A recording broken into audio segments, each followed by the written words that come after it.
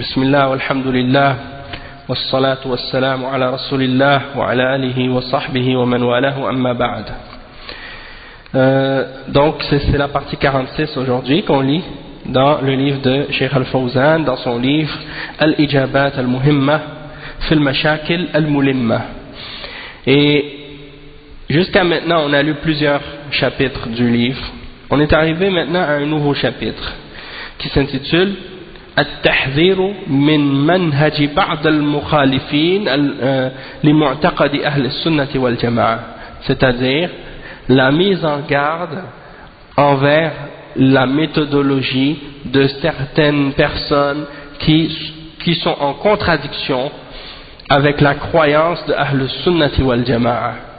La mise en garde envers la méthodologie de certaines personnes qui sont en contradiction avec la croyance de Ahl al-Sunnati wal Jama'a.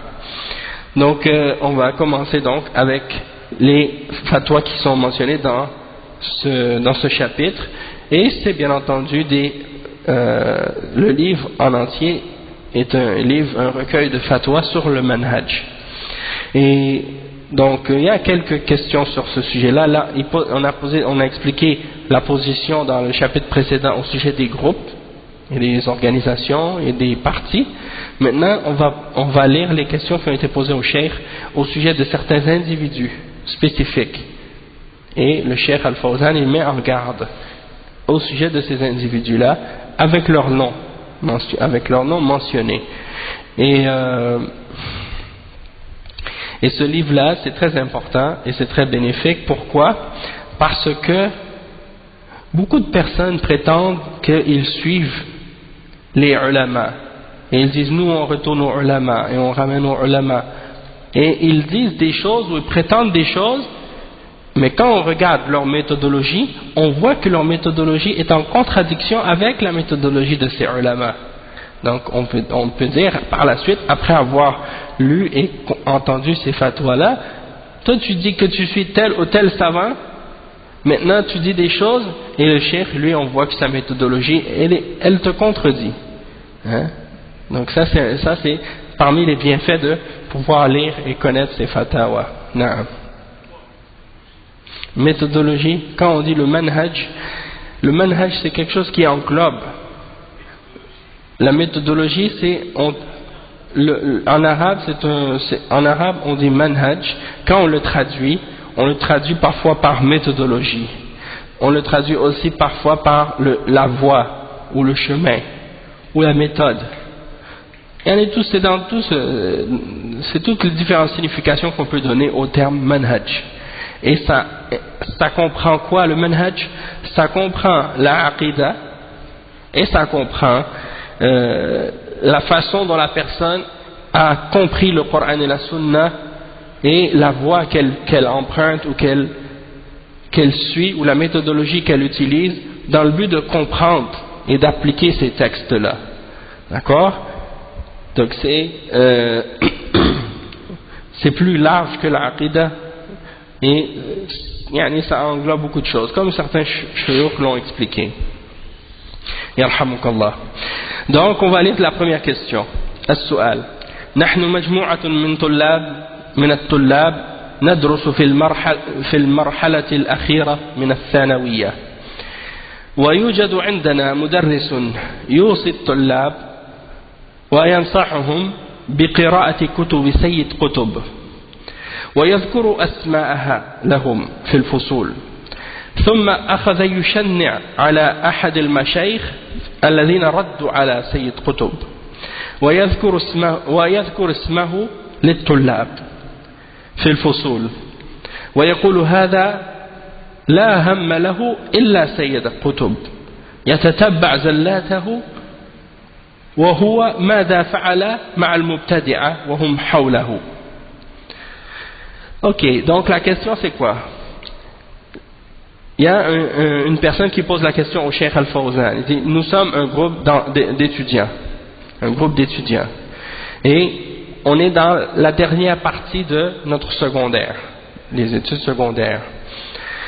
On a un professeur qui encourage les jeunes et qui conseille aux jeunes élèves de lire les livres de Sayyid Qutb et qui leur mentionne les noms des différents livres de Sayyid Qutb.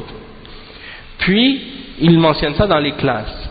Puis ensuite, il a critiqué un d'entre les savants, parmi les mashayikh, qui ont réfuté Sayyid Qutb, et il a mentionné son nom aux élèves dans les classes, et il leur dit, celui-là, en parlant du cheikh qui réfute Sayyid Qutb, il dit celui-là, il n'a rien d'autre à faire, la seule ambition qu'il a, c'est de réfuter Sayyid Qutb et de suivre ses erreurs. Sinon, qu'est-ce qu'il a fait avec les autres Muqtadi'a qui sont autour de lui? Donc il essaie de glorifier Sayyid Qutb, encourager les jeunes à lire ses livres, et il critique les ulama de l'islam qui mettent en garde et qui réfutent Sayyid Qutb. Qu'est-ce que le Cheikh Al-Fawzan a répondu? Voici ce qu'il a répondu. Al-Jawab: هذا كلام فارغ لا قيمة له. ولماذا لا يوصي الطلاب بقراءة كتب السلف الصالح التي هي أنفع وأحسن وأغرس علما وفائدة؟ لماذا لم يوصي الطلاب بقراءة كتب أهل العلم من الأئمة وأتباعهم وفيها الخير لو كان ناصحا للطلاب؟ أما تخصيصه قراءة كتب فلان فقط فهذا يدل على أنه صاحب هوى. كونك تخصص شخصا من المتأخرين والمعاصرين وتقول لهم اقرأوا كتبه هذا يدل على أنك صاحب هوى مع هذا الشخص. إن كان قصدك أن الطلاب يستفيدون فلماذا لا توصيهم بقراءة كتب شيخ الإسلام ابن تيمية وكتب الإمام ابن القيم وكتب الإمام محمد بن عبد الوهاب وكتب أئمة الدعوة التي فيها العلم وفيها الخير وفيها معرفة التوحيد والشرك ومعرفة العبادات ومعرفة الأحكام الفقهية؟ لماذا لا توصيهم بهذا؟ ونحن إذا قرأنا كتب سيد قطب أو غيرها ماذا نستفيد؟ هل نستفيد معرفة التوحيد؟ هل نستفيد معرفة الشرك؟ هل نستفيد معرفة العبادات؟ هل نستفيد معرفة الأحكام والمعاملات والفقه؟ لا أظن أننا نستفيد منها هذه النوعيات العظيمة من العلم، بل نستفيد منها الحماس الفارغ والتفكير وعليكم السلام ورحمة الله والتكفير لعموم المسلمين والأفكار الثورية. فالناصح يوصي الطلاب بقراءة الكتب المفيدة لهم في عقيدتهم وفي عباداتهم وفي معاملاتهم. هذا هو الناصح. Donc voilà la réponse du Cheikh Al-Fawzan. Il a dit, ça c'est une parole qui a aucun sens, une parole qui a aucun bienfait dedans. Elle n'a aucune valeur cette parole, la parole de ce prof. Pourquoi il ne donne pas le conseil à ses élèves de lire les livres des Salaf al-Salih, qui sont beaucoup plus bénéfiques et beaucoup plus remplis de science et de bienfaits? Pourquoi il ne leur a pas donné le conseil à ses élèves de lire les livres des hommes de science parmi les imams et ceux qui les ont suivis, alors qu'il y a du bien dans ces livres-là? S'il les avait incités à lire ces livres-là, il aurait été quelqu'un de très sincère et quelqu'un qui leur donne le bon conseil.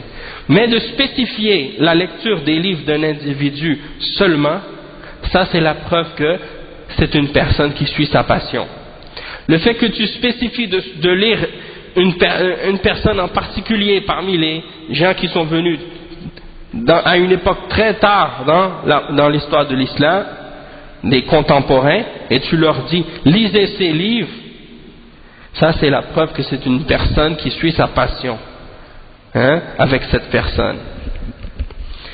Si ton intention c'est vraiment de faire profiter les élèves, alors pourquoi tu leur as pas dit de lire les livres de Cheikh al-Islam ibn Taymiyyah? Pourquoi tu leur as pas dit de lire pourquoi tu leur as pas conseillé de lire les livres de son élève Ibn al-Qayyim? Ou pourquoi tu leur as pas conseillé de lire les livres du Cheikh Mohammed ibn Abdul Wahhab? Les livres, et pourquoi tu leur as pas conseillé les livres des imams de la da'wa qui sont remplis de science, qui sont remplis de bien, qui sont remplis de la connaissance du tawhid et du shirk, de la connaissance des adorations et des différentes règles de fiqh? Pourquoi tu leur as pas donné ces conseils-là? Et le cheikh dit, nous, si on lit les livres de Sayyid Qutb ou d'autres livres de ce genre, de quoi on va profiter? On va profiter de quoi? Ça va être quoi le bienfait là-dedans? Est-ce qu'on va profiter dans la connaissance du tawhid? Non. Est-ce qu'on va profiter dans la connaissance du shirk? Non. Est-ce qu'on va profiter dans la connaissance des adorations? Non. Est-ce qu'on va profiter dans la connaissance des règles de la charia et des règles des interactions ou dans les règles de fiqh? Est-ce qu'on va profiter là-dedans, dans ces livres-là? Non. Alors, le cheikh dit, je ne crois pas qu'on va profiter quoi que ce soit de cette sorte de ces différentes grandes sortes de sciences dans les livres de cet individu-là. La seule chose qu'on pourra profiter, c'est quoi? C'est l'excitation insensée, d'être excité, d'être énervé, de faire le takfir des musulmans de façon générale et d'avoir des idéologies révolutionnaires, d'appeler à la révolution et ce genre de désordre. Donc, la personne qui est vraiment nasih, qui veut vraiment donner la nasiha, qui est sincère, elle donne à ses élèves le conseil de lire les livres bénéfiques dans leur aqidah et dans leurs adorations et dans leurs interactions. Voilà la personne qui est sincère et qui donne le bon conseil. Mais celui qui conseille aux gens de lire ces autres livres de ces soi-disant penseurs islamiques comme aujourd'hui, là, qu'est-ce qu'on entend? Il n'a pas donné le bon conseil, il n'a pas donné la nasiha, celui qui conseille ce genre de choses. Donc ça répond à ceux qui défendent Sayyid Qutb et qui parlent de lui, qui disent qu'ils sont salafis, puis qui par la suite ils disent non, Sayyid Qutb il est correct, il est bien, hein? Ça c'est une contradiction. Et les ulama d'Ahl Sunnah ils l'ont réfuté, critiqué. Donc ceux qui disent ah mais c'est Cheikh Rabi', hein, parce que beaucoup de gens ils critiquent Cheikh Rabi', pourquoi? Parce qu'il a écrit des livres sur Sayyid Qutb. Ils disent c'est Cheikh Rabi' qui a critiqué Sayyid Qutb. Premièrement, c'est pas vrai. C'est-à-dire c'est pas seulement Cheikh Rabi' qui a écrit des livres pour réfuter Sayyid Qutb. Il y a des dizaines de shuyukh qui ont réfuté Sayyid Qutb sur plusieurs de ses erreurs. C'est pas seulement Sayyid Qutb, c'est pas seulement Cheikh Rabi'. Hein? Et aujourd'hui, pourquoi ils détestent Cheikh Rabi' de cette façon? C'est que les ulama, les grands ulama, en général, ils n'ont pas le temps de lire ces livres-là. Ils n'ont pas le temps de lire ces livres-là. Donc ils les laissent. Pendant ce temps-là, les jeunes, eux, ils commencent à lire ces livres-là et les ikhwan, ils les propagent. Les jeunes se font laver le cerveau avec ces livres-là. Qu'est-ce qui arrive par la suite? Quand les gens veulent savoir qu'est-ce qu'il y a le danger dans ces livres-là, ils posent des questions aux ulama. Mais les ulama, ils n'ont pas le temps de lire ces livres-là. Parce que ce n'est pas des livres qui ont du ilm dedans. Alors ils ne peuvent pas mettre en garde contre le livre s'ils n'ont pas des détails et de la connaissance au sujet du contenu des livres. Cheikh Rabi', hafizahullah, c'est un des savants, parmi les savants de l'islam, qui ont, disons, sacrifié de leur temps et de leur énergie pour justement lire ces livres-là, voir les problèmes qu'il y a dedans et avertir la Ummah et mettre en garde la Ummah contre les dangers de ces auteurs-là. Et c'est pour cette raison-là aujourd'hui que tellement de hizbiyin, de gens de bid'a sont enragés et sont en colère et ont la haine contre Cheikh Rabi', hafizahullah, parce qu'il les a démasqués complètement dans ses livres. Et il a mentionné et clarifié les égarements de cet homme-là, qui était un journaliste. C'est même pas un savant de l'islam ou de la religion, c'est un journaliste. C'est pas un savant de la religion. Mais ces hizbiyin, les gens de bid'a aujourd'hui, ils ont pris cet homme-là, ils l'ont élevé au-dessus des ulama. Et quand ils le citent, ils parlent de lui, ils le mettent au rang de l'imam Ahmad, de Ibn Taymiyyah et de Cheikh Mohammed ibn Abdul Wahhab, comme si c'était un imam, comme si c'était un savant. Alors que c'était un journaliste ignorant, qui a plein d'erreurs, des contradictions et des oppositions à la vérité dans ses livres. Donc, quand ils l'ont réfuté, à cause de ça, ils lui ont déclaré la guerre. Ils ont déclaré au Cheikh Rabi' la guerre. Et aujourd'hui, depuis que tu as compris les erreurs de cette kutub, tu mets en garde contre les ikhwan et contre ceux qui suivent cette voie, tout de suite ils te donnent l'étiquette, t'es un madkhali. Comme les soufis aujourd'hui, quand tu réfutes le soufi et les gens de bid'a, ils te disent quoi tout de suite? Ah, t'es un wahhabi. Maintenant, les hizbiyin, ils font la même chose que les soufis, mais avec Cheikh Rabi'. T'es un madkhali. Ou bien ils vont dire t'es un jami. À cause de Cheikh Mohammed Aman al-Jami, qui les a réfutés aussi. Le Cheikh Mohammed Aman est le cheikh de Cheikh Rabi', un cheikh d'origine éthiopienne, qui a enseigné des longues périodes de temps en Arabie Saoudite, et qui a été glorifié par les grands ulama de l'Arabie Saoudite aussi. Donc ceux qui les critiquent, ces savants-là, c'est parce qu'ils détestent la vérité. Et parce qu'ils sont contre la méthodologie des grands ulama de l'Arabie Saoudite. Et ils essaient de faire croire aux gens que le manhaj de Cheikh Rabi' c'est pas le même que le manhaj des autres grands ulama comme Cheikh Ben Baz, Cheikh Ibn Usaymin, Cheikh Al-Albani, et les autres grands savants. Ils essaient de faire une différence entre eux pour essayer de mettre Cheikh Rabi' dans la marge, pour dire lui c'est un extrémiste, il est différent des autres. C'est pas vrai. Ils sont tous sur le même manhaj. Cheikh Rabi' et Cheikh Ben Baz, et même quand Cheikh Rabi' il écrivait un livre, à l'époque où Cheikh Ben Baz était vivant, Cheikh Al-Albani et les autres, quand il écrivait le livre, avant de le publier, il l'envoie aux ulama, une copie, pour que les ulama lisent le livre, pour dire qu'est-ce qu'ils pensent, c'est quoi leur point de vue. Et ils ont toujours glorifié et mis les éloges au sujet de ces livres-là, et ils en ont profité pour justement faire des préfaces aux livres. Et souvent quand tu vas acheter ces livres-là, justement les livres, maintenant certains livres de Cheikh Rabi', dans l'introduction il y a les éloges ou les préfaces que les ulama ont envoyées au Cheikh Rabi' pour mettre en avant de ce livre-là et pour montrer qu'ils sont d'accord avec le contenu du livre.